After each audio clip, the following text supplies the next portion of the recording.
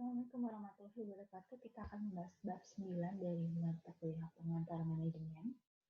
Oke, kita bisa mulai sekarang ya.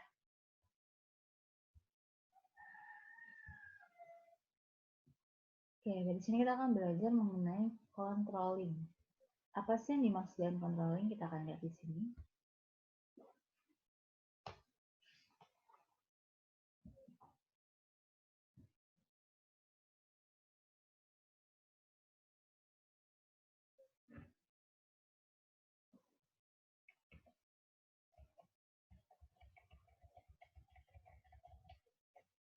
Oke, ini fundamental control atau pentingnya proses kontrol. Ini planning headnya, key swingnya, kita mau tahu apa itu kontrol, kenapa perlu melakukan proses kontrolan, kemudian proses-proses yang harus dilakukan adalah lakukan pengkontrolan, dan kemudian explain use common control tools dan teknik. Jadi untuk mengontrol sesuatu itu ada tools dan tekniknya untuk membantu manajer melakukan kontrol terhadap pekerjaan para bawahannya dan juga perusahaan yang dipimpinnya.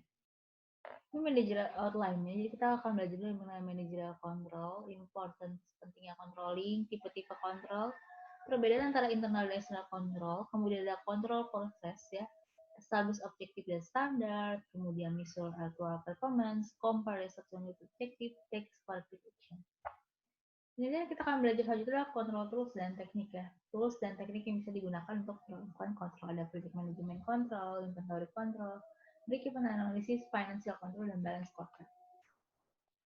Oke, mulai dari controlling dulu. Controlling adalah suatu proses memastikan performansi dan aksi yang diambil dilakukan bisa berjalan lancar sehingga menemukan hasil yang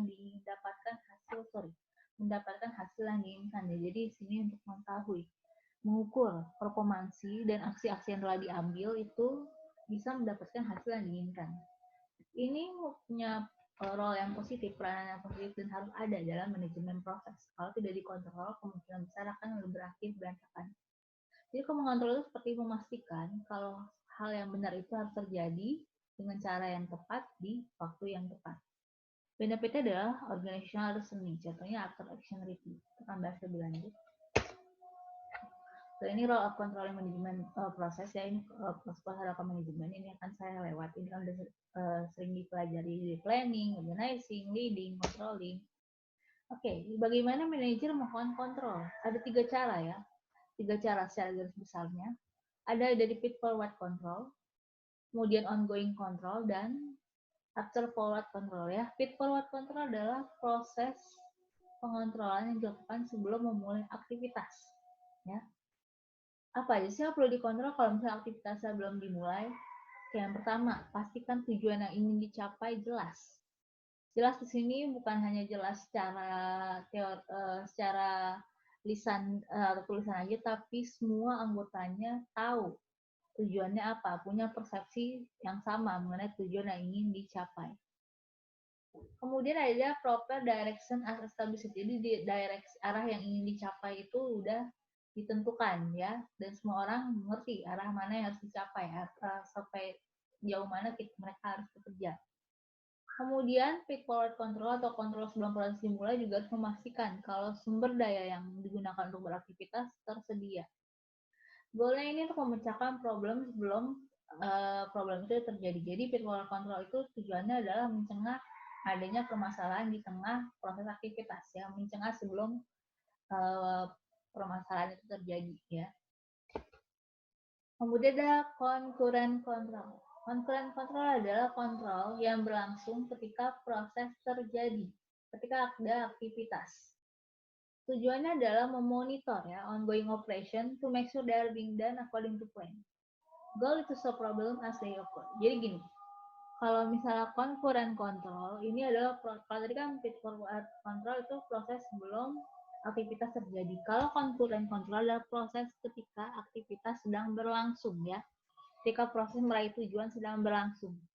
Tujuannya memastikan kalau operasi yang sedang dijalankan itu selain berjalan lancar juga berjalan sesuai yang direncanakan. Ya, jangan sampai menyimpang. Tujuannya concurrent control adalah menyelesaikan problem sebelum problem selama problem itu berlangsung. Kalau tadi kan menyelesaikan problem sebelum problem itu terjadi. Kalau ini, kalau sudah ada problem, bagaimana menyelesaikan problem tersebut ya ketika sedang berlangsung. Kemudian ada feedback control. Oke, tunggu aja dulu sebentar. Salah saya nggak akan bisa menang.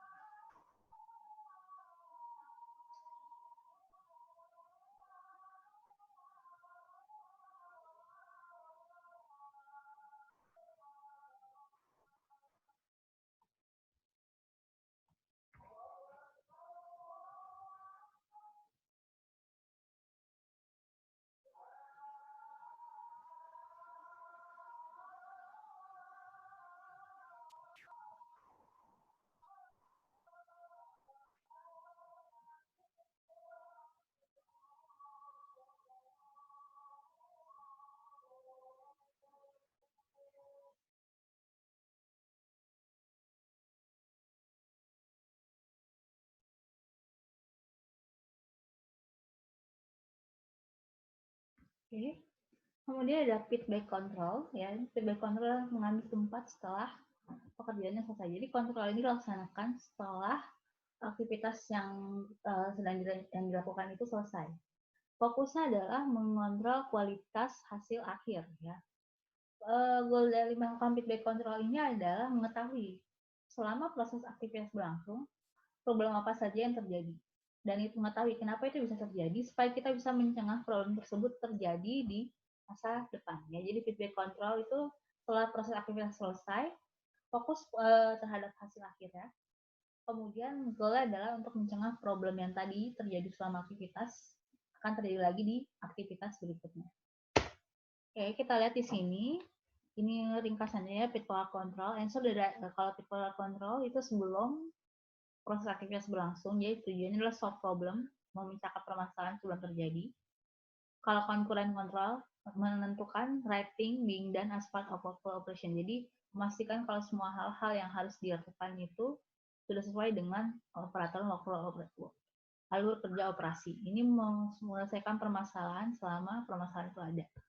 Kalau yang selanjutnya itu sudah memastikan feedback control, memastikan final result itu bertemu dengan standar yang diinginkan. Tujuannya adalah memecahkan permasalahan setelah terjadi. Oke, kemudian ada selanjutnya internal control dan external control ya. Internal control berarti itu kontrol dari dalam ya. Allow motivated individual and group to exercise self-discipline in fulfilling job expectation. External control occur through personal supervision di use formal administration system. Jadi kalau internal control itu adalah internal dari diri masing-masing, dari diri sendiri. Jadi di sini berbicara mengenai self-disiplin masing-masing individu karyawan ya. Bagaimana mereka bisa melakukan internal control terhadap diri sendiri. Kemudian kalau external control di sini membicarakan peranan supervisi ya dalam melakukan kontrolan terhadap karyawan ya. Melakukan kontrol dalam administrasi sistem, mengontrol karyawan, mengontrol kegiatan operasional. Ini membicarakan peranan manajer, supervisi dalam melakukan kontrol dari luar. Nah ini internal control itu berhubungan lagi dengan yang namanya self control ya. Self control. Jadi dalam diri kita sendiri masing-masing perlu punya self control. Kontrol misalnya kalau mau ujian ya berarti hari ini harus belajar bukan main-main, itu adalah contoh self control ya. Jadi ada kesadaran untuk mengontrol diri sendiri, untuk bekerja keras dan disiplin mencapai tujuan dan menerima tanggung jawab. Kemudian kalau external control ada istilahnya tadi kan internal control ada turunannya self control. Kalau external control ada turunannya bureaucratic control dan clan control. Bureaucratic control influence behavior, authority, policy, procedure, job description, budget, dan day-to-day supervision. Jadi di sini manajer itu bisa mengontrol tingkah laku karyawannya melalui bureaucratic control. Bureaucratic control itu adalah kontrol yang bisa dilakukan, pengontrolan bisa dilakukan oleh atasan, karena dia punya otoritas, sehingga dia punya pengaruh untuk membentuk polisi, prosedur, deskripsi job, budget, dan day-to-day supervision. Jadi dia bisa mengontrol bawahannya karena dia punya otoritas, sehingga dia bisa membentuk polisi, prosedur, job description, budget, dan day-to-day supervision.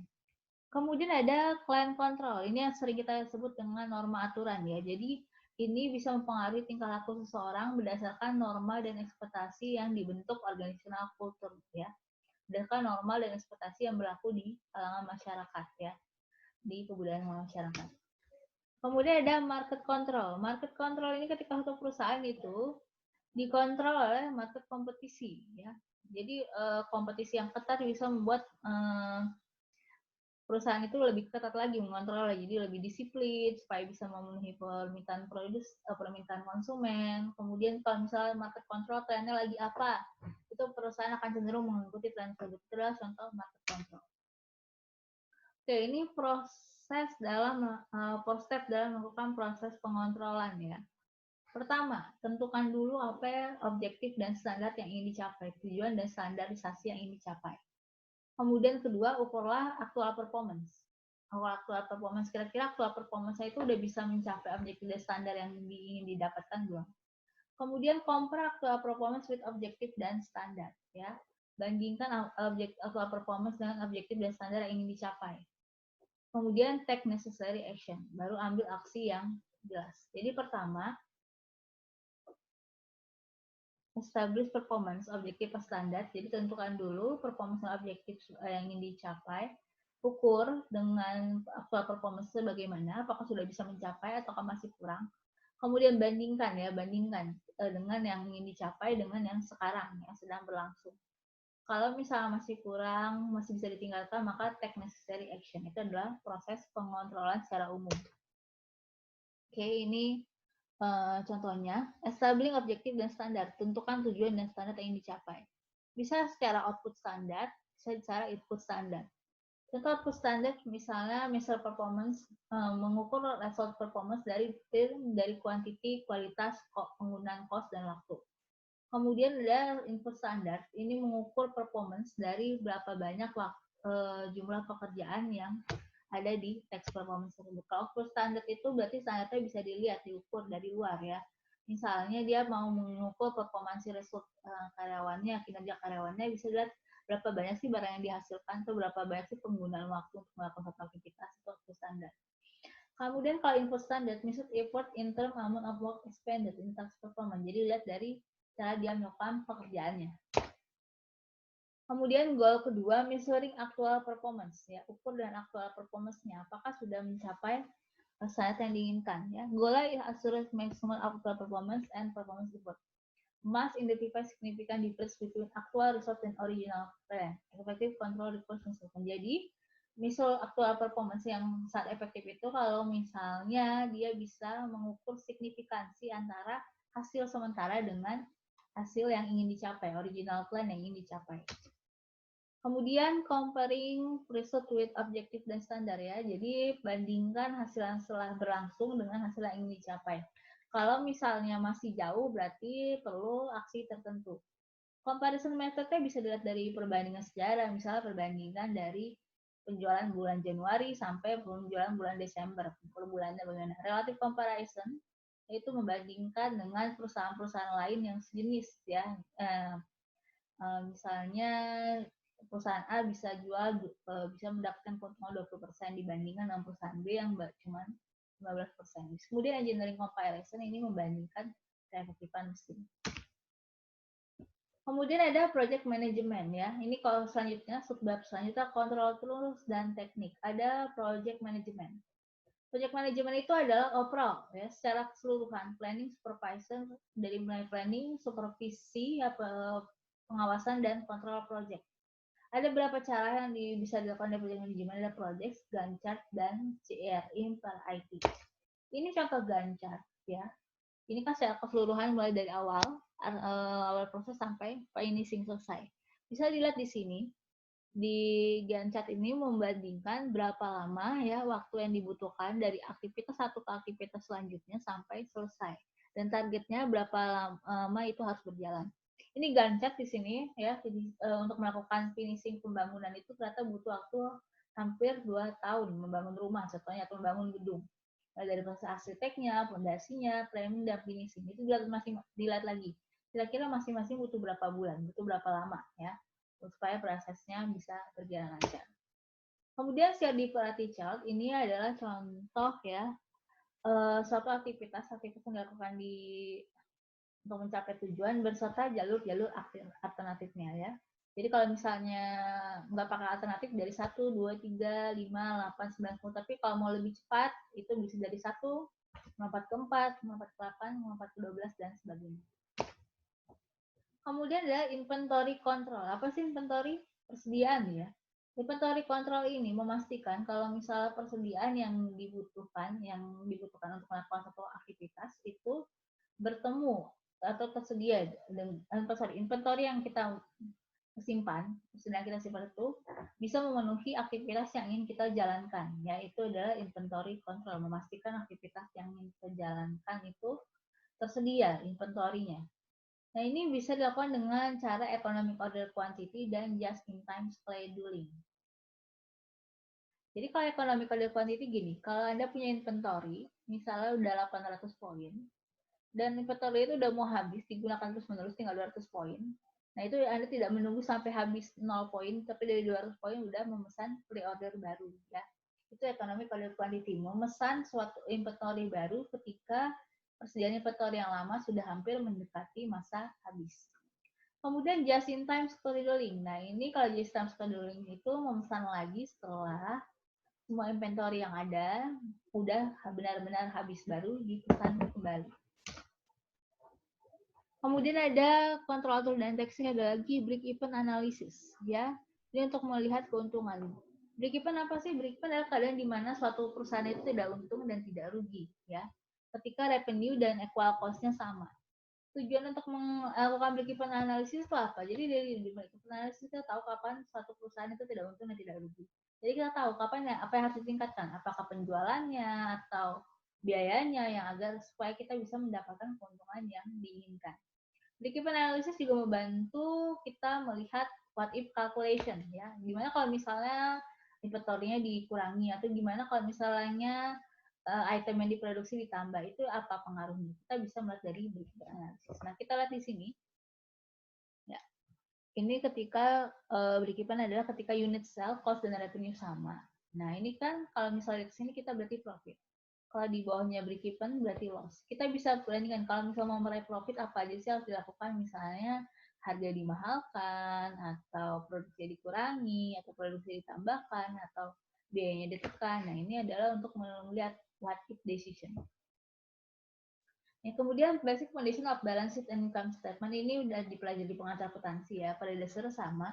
Balance neraca income statement adalah laporan pendapatan.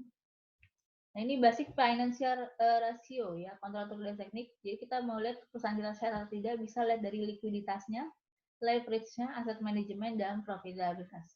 Likuiditas adalah kemampuan membayar hutang-hutang lancar dengan pipa lancar yang tersedia, itu adalah likuiditas. Kemudian leverage, the ability to earn more in return than cost of the debt. Jadi ini leverage adalah kemampuan meraih keuntungan atau penghasilan lebih besar daripada jumlah hutang yang harus dibayarkan. Kemudian ada aset manajemen, ya ini kemampuan menggunakan sumber daya atau aset yang dimiliki oleh perusahaan dengan biaya minimum.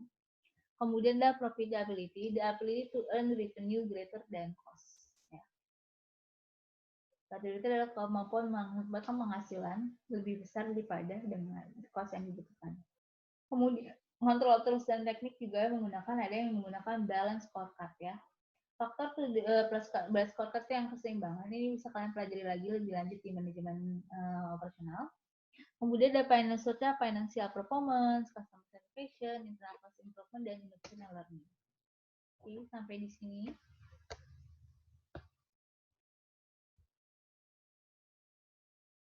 Jika nanti ada pertanyaan bisa dikirim via WA ya.